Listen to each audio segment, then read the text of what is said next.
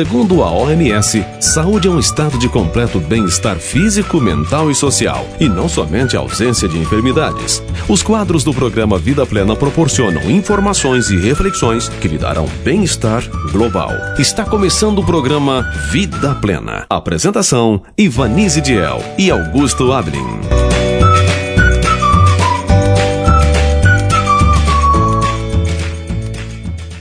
Bom dia, queridos ouvintes da Rádio Cidade Alta FM. Estamos chegando! Sábado, 6 de setembro de 2025, com o seu programa semanal de saúde, com muitas dicas e informações. Na reflexão, você continuará acompanhando uma série da Bíblia Sagrada sobre o livro de Apocalipse, dirigida pelo pastor Emerson. No quadro das curiosidades, Lili Bold continuará nos trazendo informações valiosas com relação à saúde e os alimentos que consumimos. No quadro Conselhos sobre Saúde, Ellen White mostrará como podemos cooperar com Deus por meio de uma observância inteligente às leis da vida e da saúde, pois a saúde é um dom precioso concedido ao homem. No quadro Princípios Educacionais, receberemos orientações preciosas com relação ao tema educação.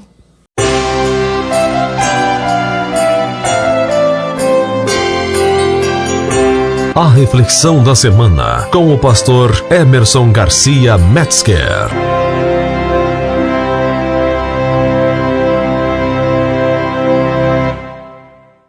Olá, amigos da Cidade Alta FM. Que alegria! Que momento específico, especial é estar com vocês aqui todo sábado. No sábado passado, falamos um pouquinho sobre um verso muito específico, que Jesus vai vir em uma data que nós não sabemos, virá como um ladrão. Quando menos esperarmos, ele virá.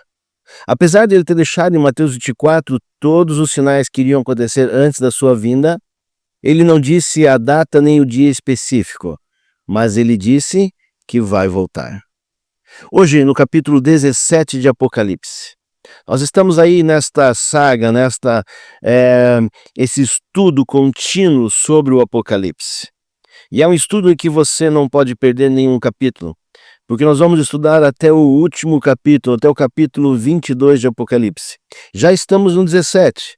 Faltam poucos dias para encerrarmos este livro tão especial. Um livro cheio de enigmas, cheio de emblemas, e cheio de animais diferentes, cada um com a sua simbologia, e nós estamos tentando desvendar aqui a cada vez que estamos conversando com vocês.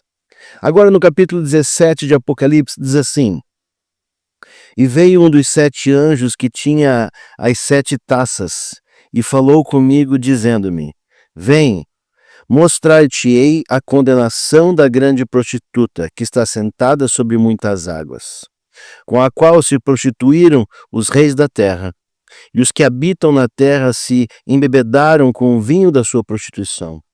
E levou-me em espírito a um deserto, e vi uma mulher assentada sobre uma besta de cor escarlata, que estava cheia de nomes de blasfêmia, e tinha 7 cabeças e 10 chifres.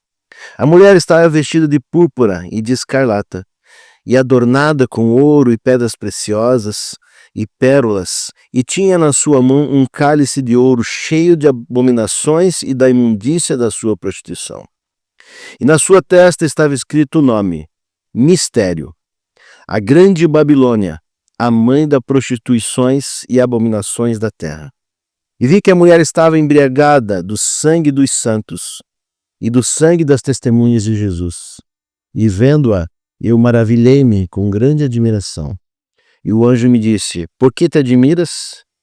Eu te direi o mistério da mulher e da besta que a traz, a qual tem 7 cabeças e 10 chifres. A besta que viste foi e já não é, e há de subir do abismo, e irá a perdição, e os que habitam na terra, cujos nomes não estão escritos no livro da vida desde a fundação do mundo, se admirarão vendo a besta, que era e já não é, mas que virá. Aqui há sentido, que tem sabedoria. As 7 cabeças são 7 montes sobre os quais a mulher está assentada. E são também 7 reis. 5 já caíram, e um existe. Outro ainda não é vindo. E quando vier, convém que dure um pouco de tempo. E a besta que era e já não é, ela também o 8º, e dos 7, e vai à perdição. E os 10 chifres que viste são 10 reis, que ainda não receberam o reino, mas receberão poder como reis por 1 hora, juntamente com a besta. Vamos parar por aqui no verso 12. E aqui é interessante que a gente vê este anjo passando a mensagem a João e dizendo desta prostituta. Essa prostituta foi aquela que se prostituiu e mudou a palavra de Deus. Ela se contrapõe em tudo o que Deus faz. Só para você ter uma ideia, essa prostituta, Babilônia, a tradução é confusão. E neste mundo, o que mais nós temos? Confusão. Se você prestar atenção, tem um movimento na Terra, e esse movimento é um poder romano, está incluso nisso. Ele é o líder. O poder romano tem mudado os 10 mandamentos. Nós já falamos sobre os 10 mandamentos muitas vezes aqui. Ele é a marca do povo de Deus. Alguém pode mudar a marca do povo de Deus? Não.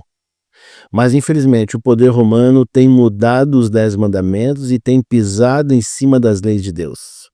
E com isso, todas as outras igrejas que seguem também dizem que são protestantes, mas não são, porque seguem o que a grande prostituta tem dito. Você tem que tomar um cuidado muito específico. Nessa terra, onde a maioria das pessoas estão indo, você tem que parar e pensar: será que realmente esse é o caminho certo? Porque a grande multidão sempre vai neste caminho. O caminho mais fácil, o caminho que não tem tantas complicações, o caminho em que a besta está liderando. E, infelizmente, são muitas pessoas que vão por este caminho. E a Babilônia, a grande confusão. E olha que interessante, fala aqui que essa Babilônia está já embriagada do sangue dos santos. Quem são os santos? Aqueles que escolheram servir a Deus. Escolheram guardar os mandamentos de Deus e o testemunho de Jesus Cristo. E, infelizmente, haverá uma perseguição, e já tem essa perseguição. Se você não conhece essa perseguição, talvez porque você esteja do outro lado. Então, a perseguição é já vista. Aqueles que guardam os mandamentos de Deus já são perseguidos. Muitas vezes, no emprego, na escola, em qualquer outro lugar, o seu vizinho, sua vizinha, já tem um preconceito, já tem uma discriminação contra aqueles que guardam os mandamentos de Deus e têm a fé em Jesus Cristo. E haverá uma perseguição maior, onde a própria besta vai estar embriagada com o sangue dos santos. Não se assuste, isso tem que acontecer para que Jesus volte logo. E é interessante também, no verso 8, diz assim: a besta que viste foi e já não é, e há de subir do abismo, irá à perdição. E os que habitam na terra, cujos nomes não estão nos livros da vida do Cordeiro, ok? Esses ficarão alegres com o poder da besta, alegres com o poder que mudou as coisas de Deus. Então você agora já pode perceber de que lado você está. Infelizmente, a Babilônia, onde o poder romano tem um comando maior, ela atrai muitas pessoas para este local. E você precisa entender que só há 2 caminhos. O caminho do bem, que leva aos braços de Jesus Cristo, e o outro caminho, fácil, tranquilo, sem perseguição, sem nada, né? Tudo conspira para que esse caminho flua bem. esse caminho é um caminho perigoso. É um caminho onde, infelizmente, o final dele é o lago de fogo e enxofre. Precisamos prestar atenção na vida e no movimento das coisas. E ali, um pouco mais embaixo, fala ali sobre os 7 montes, né? Onde a igreja de Deus estará sentada. Simbolicamente, a mulher, a igreja de Deus, certo?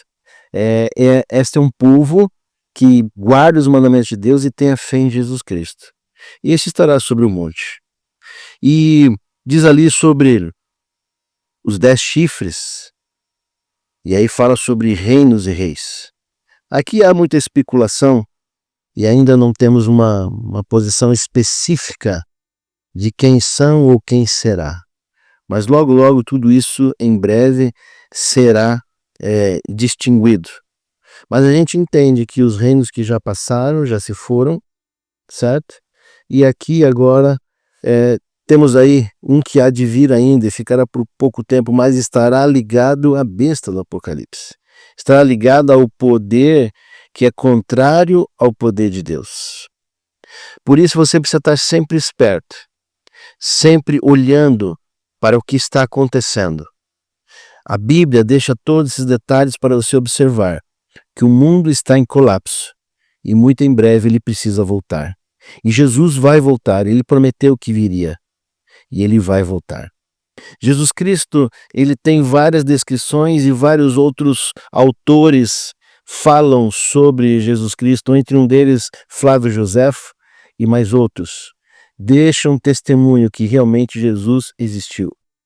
E realmente as histórias são muitas. A Bíblia deixa muito clara da existência de Jesus e o que ele fez por mim e por você. Mas o melhor que ele fez foi ter morrido na cruz para o perdão dos seus pecados. E ele morreu e ressuscitou e hoje está ao lado do Pai, julgando aqueles que já descansaram, porque muito em breve ele virá te buscar. Um abraço, Deus te abençoe e até a semana que vem. Você está ouvindo o programa Vida Plena.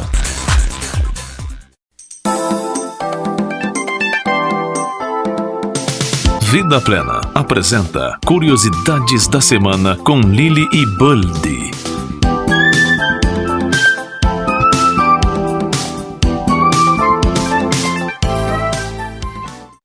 Bom dia! Tudo bem com vocês? Estamos aqui para mais uma curiosidade sobre o tomate.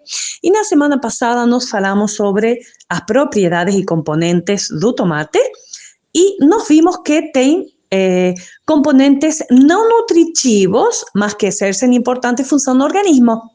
E nós hoje vamos a falar do licopeno, que é um pigmento vegetal pertencente ao grupo dos carotenoides que dá a típica cor vermelha ao tomate. Diferentemente do beta-caroteno, o licopeno não se transforma em vitamina A.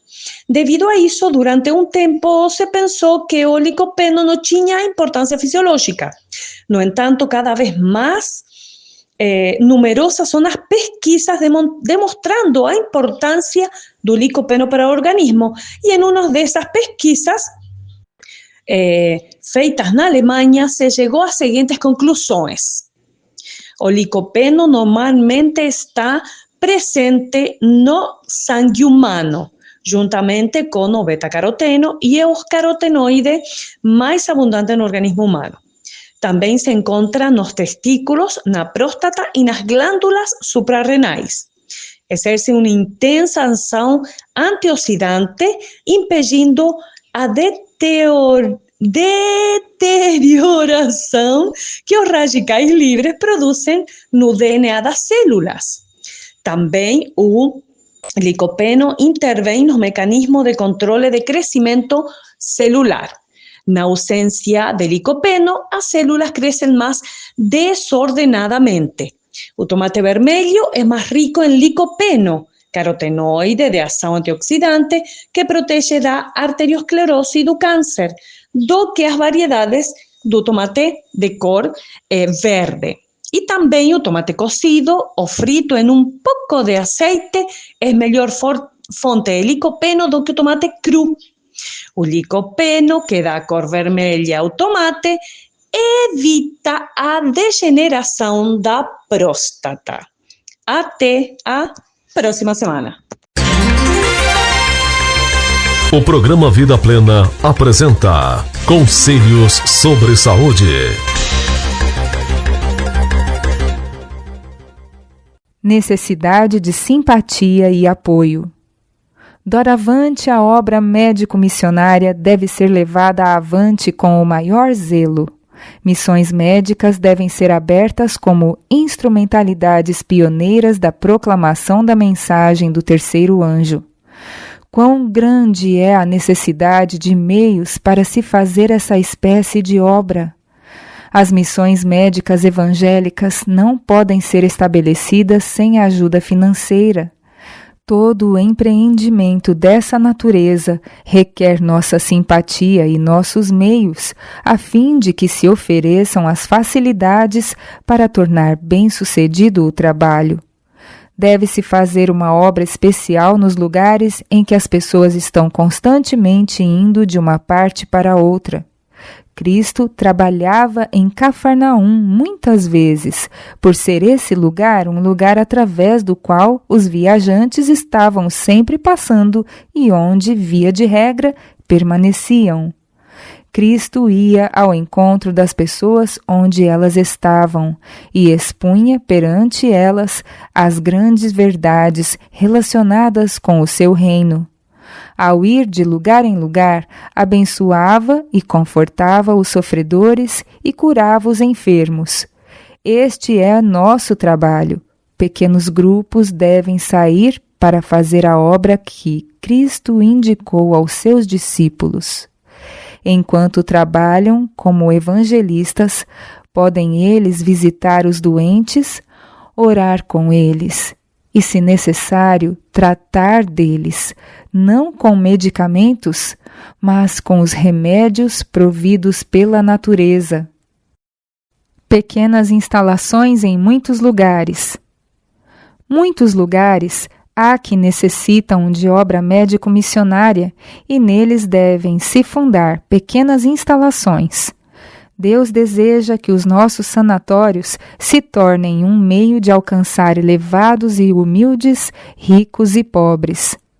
Devem ser dirigidos de tal maneira que pelo seu trabalho se possa despertar a atenção para a mensagem que Deus enviou ao mundo. Que o Senhor aumente a nossa fé e nos ajude a ver que Ele deseja que todos nos relacionemos com a sua obra de curar e com o trono de misericórdia. Deseja Ele que a luz de sua graça resplandeça de muitos lugares. Aquele que conhece as necessidades do momento toma providências para que se proporcionem ganhos aos obreiros em vários lugares, a fim de habilitá-los mais eficazmente a despertar a atenção das pessoas para as verdades que libertam, tanto dos males físicos como espirituais. Devem-se exercer compaixão e simpatia. A terna simpatia de nosso Salvador foi despertada para com a caída e sofredora humanidade. Se desejais ser seus seguidores, deveis cultivar a compaixão e a simpatia. A indiferença para com os infortúnios humanos deve ceder lugar ao vivo interesse pelos sofrimentos dos outros. As viúvas, os órfãos, os enfermos e os moribundos sempre necessitarão de auxílio. Eis uma oportunidade para proclamar o Evangelho, para apresentar a Jesus a esperança e consolação de todos os homens. Quando o corpo sofredor é aliviado, abre-se o coração e podeis verter nele o bálsamo celestial. Se estiverdes olhando para Jesus e aurindo dele conhecimento, força e graça, podereis comunicar a outros a sua consolação, pois o Consolador está convosco. Deparar-vos-eis com muito preconceito, uma grande medida de falso zelo e de falsa piedade. tanto em vossa pátria como nos campos estrangeiros. Porém, encontrareis mais corações que Deus esteve preparando para a semente da verdade do que imaginais, e estes aclamarão com alegria a mensagem divina ao ser-lhes ela apresentada. Muitos estão sofrendo muito mais de enfermidades da alma do que de doenças físicas, e não encontrarão alívio algum até que vão a Cristo, o manancial da vida. O fardo do pecado, com sua inquietação e desejos insatisfeitos, encontra-se à base de uma grande parte dos sofrimentos que o pecado experimenta. Cristo é o poderoso médico da alma enferma pelo pecado.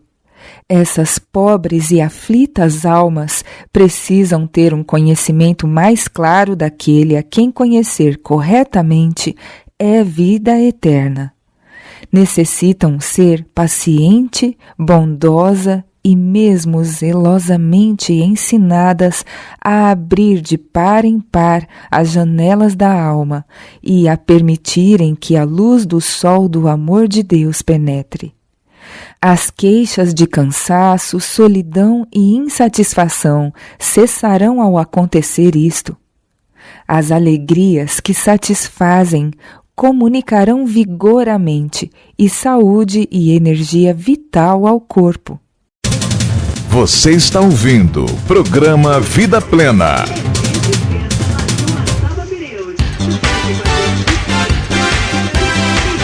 E agora, no programa Vida Plena, Princípios Educacionais.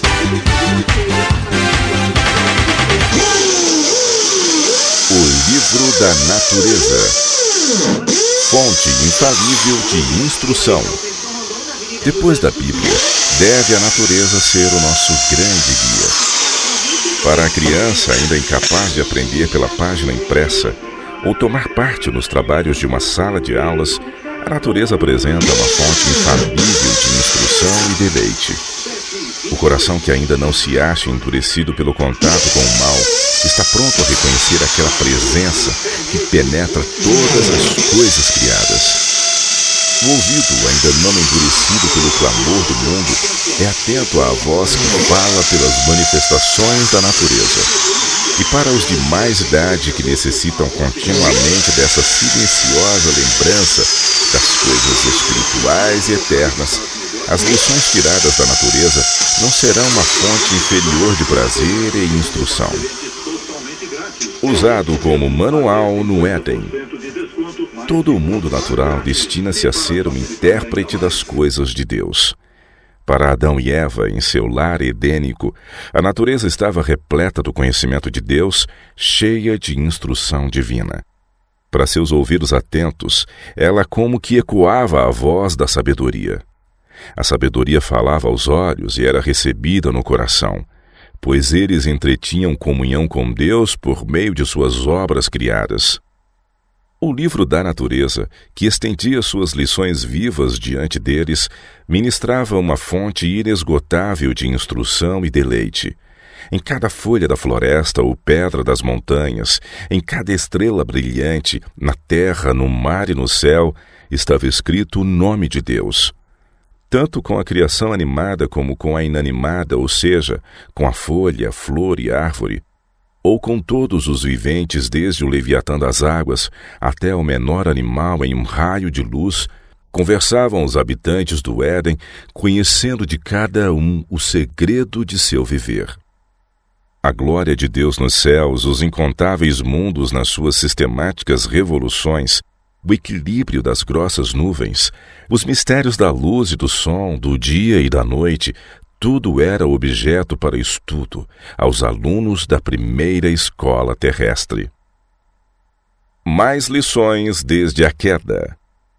Se bem que a terra estivesse maculada pela maldição, a natureza devia ainda ser o guia do homem. Não poderia agora representar apenas bondade, pois o mal se achava presente em toda a parte, manchando a terra, o mar e o ar com seu contato corruptor. Onde se encontrara escrito apenas o caráter de Deus, o conhecimento do bem, agora se achava também escrito o caráter de Satanás, a ciência do mal. Pela natureza que agora revelava o conhecimento do bem e do mal, devia o homem ser continuamente advertido quanto aos resultados do pecado. A natureza ilustra as lições da Bíblia. Muitas ilustrações da natureza são empregadas pelos escritores da Bíblia, e observando as coisas do mundo natural, habilitamo-nos sob a guia do Espírito Santo para compreender mais amplamente as lições da Palavra de Deus. No mundo natural, Deus colocou nas mãos dos filhos dos homens a chave para abrir a tesouraria de sua palavra. O invisível é ilustrado pelo visível. A sabedoria divina, a eterna verdade, a graça infinita, são compreendidas pelas coisas que Deus fez. Devem-se animar as crianças a buscar na natureza objetos que ilustrem os ensinos da Bíblia e estudar nesta as semelhanças tiradas daquela. Devem procurar, tanto na natureza como na Escritura Sagrada, todos os objetos que representem a Cristo e também os que ele empregou para ilustrar a verdade.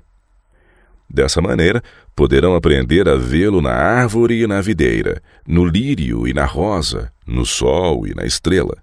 Poderão aprender a ouvir a sua voz no canto das aves, no sussurro das árvores, no retumbante trovão, na música do mar.